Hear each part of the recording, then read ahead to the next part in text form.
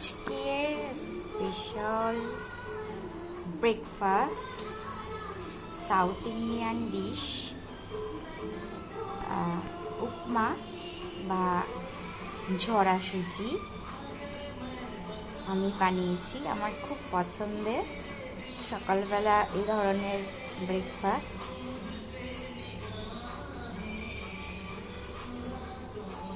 এর আগের দিন যখন আমি ভেজ শাহি পনির বানিয়েছিলাম, সেই রেসিপিটাও অনেকে চেয়েছিলে, আমি দিয়েছিলাম।